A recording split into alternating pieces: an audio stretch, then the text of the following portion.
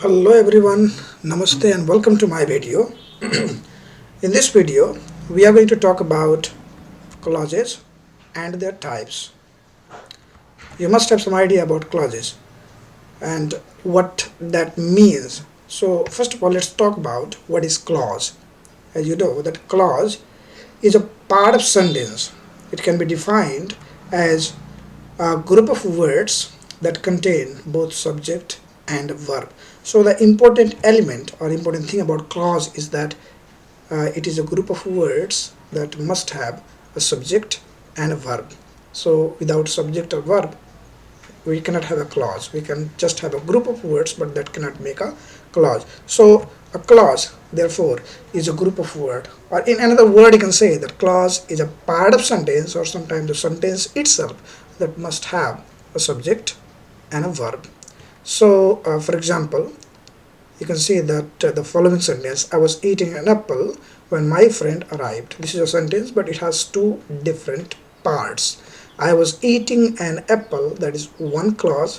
When my friend arrived, that is another clause. And these two clauses are joined by the conjunction, so rotating conjunction, when. So in the first clause, I was eating an apple, you can see I as the subject and was eating as the verb. In the second clause, which is started by when, a conjunction, my friend is the subject and arrived is the verb. See the next sentence: if I were a bird, I would fly to you. Again, you can see that there are two separate clauses and they are separated by a comma. If I were a bird, that is one clause. I would fly to you, that is another clause. So again, in the first clause, you can see that I as a subject, were as a verb. In the second clause, you can say I as a subject and would fly as a verb. So what is important in a clause is that must have a subject and a verb. Again, you can see the next example, that he couldn't get the job although he was talent. Here you can see that subject he couldn't get as the verb in the first clause. Another clause, you can say that he is the subject and was as a verb. See the next example: birds can fly but I can't. So in this example, birds in the first clause, birds, that is the subject, and can fly is the verb. In the second clause, which is started by a conjunction, I as the subject and can't as a verb.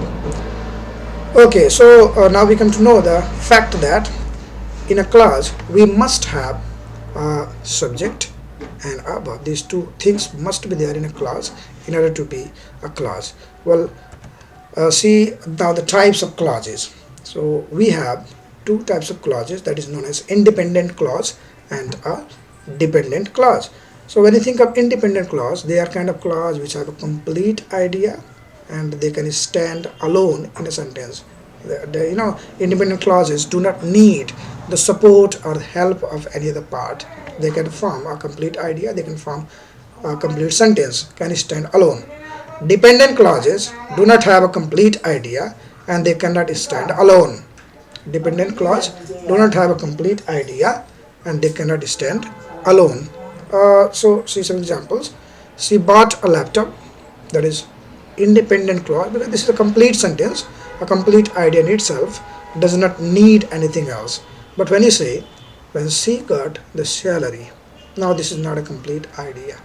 It need something extra to have a complete sense. Maybe it need another clause to make a complete sense. So when you say these two clauses together, that would be a complete sentence only. When she got the salary, put a comma, she bought a laptop, or she bought a laptop when she got the salary. Together you can have a complete sense. Otherwise, when she got the salary alone will not make a complete sentence, a complete idea. So therefore, dependent clause do not have a complete idea. Dependent clause cannot stand alone. Remember two things about dependent clause, and two more things about independent clause, that is it has a complete idea and can stand alone. Let's have some more ideas on dependent clause. We know that dependent clause does not contain a complete idea. It cannot stand alone. More things about dependent clause, that dependent clause start with subordinating conjunctions like after, before, although, because, since, when, while, if. So these clauses begin with these kind of conjunctions. For example, you can say, after the thief had run away, put a comma, the police came. Before I start teaching, I was just a student. Although he was a talented student, he couldn't get the job. He failed the exam because he was just very careless. So these, kind of sentences beginning with these conjunctions would form a dependent clause.